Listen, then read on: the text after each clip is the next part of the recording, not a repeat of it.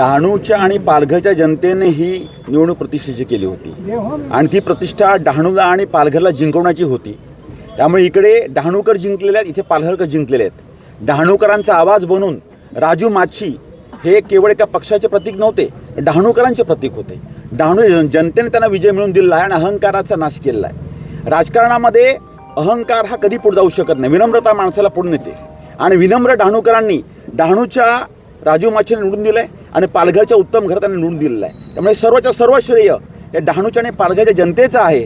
आणि जय बोलणारी जी लोकं होती, इथे जो जिता वो सिकंदर आहे, पण सिकंदर ही जनता आहे हे प्रत्येकाने लक्षात ठेवलं पाहिजे. त्याने जे प्रश्न उपस्थित केले त्या सर्वांचं उत्तर डहाणूच्या जनतेने आणि पालघर जनतेने दिलेलं आहे आणि हा विजय त्या सर्व जनतेला मी समर्पित करतो. पालघर आणि डहाणूमध्ये ज्या प्रचारसभा झाल्या त्यामध्ये मुख्यमंत्री असतील, उपमुख्यमंत्री असतील यांनी सुद्धा एकमेकांवर टोलीबाजी केली. अशा परिस्थितीत हा विजय मिळाला आहे. शिंदे साहेबांनी आश्वासन दिलेलं की मी गुलाल उधळीन. नक्की येणार. शिंदे साहेबांशी मी आताच बोललो.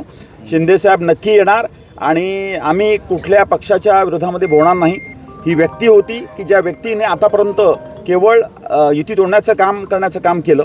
पण लक्षात ठेवा, जिल्हाध्यक्ष किंवा नगराध्यक्ष ही पद काय आयुष्यभर नसतात. तुम्ही जनतेशी समर्पित राहा, लोकसंपर्क ठेवा आणि हा अहंकाराचा पराजय आहे. आणि जे सांगत होते कालपर्यंत की 27 सीट आम्ही काढू आणि नगराध्यक्ष आमचाच असेल, मैच राहूंगा, इथे मैच काय नसतं, इथे जनता असते. जनता ही डहाणू जनता ही हुशार जनता आहे. आणि पालघरच्या आणि डहाणूच्या जाहीर सभेमध्ये शिंदे साहेबांनी एक वाक्य सांगितलं होतं, हा राजू माच्छी हा राजू आहे, हा नगराध्यक्ष नाही, हा डहाणूचा सेवक म्हणून काम करेल. आणि आज डहाणूचं सेवक बनण्याचं काम हे लोकांनी पदरामध्ये मतदान रूपी दान केलेलं आहे. आणि हे आम्ही लक्षात ठेवू आणि येणाऱ्या 5 वर्षामध्ये सर्वांना सोबत घेऊन डहाणूच्या जनतेला जे अपेक्षित आहे ते विनम्रतेने स्वीकारून त्याच्याकरता आम्ही काम करू. कुठेतरी डहाणूमध्ये नगरसेवक पदाच्या ज्या जागा आहेत त्या कमी मिळाल्या आहेत काय? नाही बघा, त्या दिवशी काय लीडर असतो ना, ह्याला महत्त्व आहे. आज राजू माच्छींना डहाणूच्या जनतेने बनवलेलं आहे. आमचे जे पराजय झालेले लोक असतील तेही आमचीच लोक आहेत. शेवटी जिंकणाऱ्या प्रत्येकांचंच मी अभिनंदन करतो.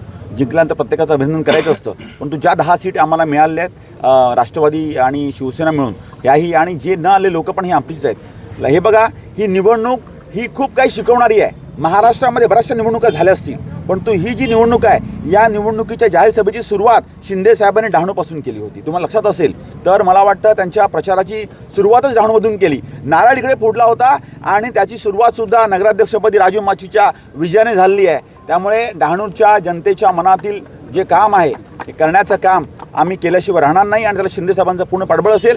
राहिला विषय शिंदे साहेबांचे पाय डहाणूमध्ये पडतील आणि गुलाल उधळू.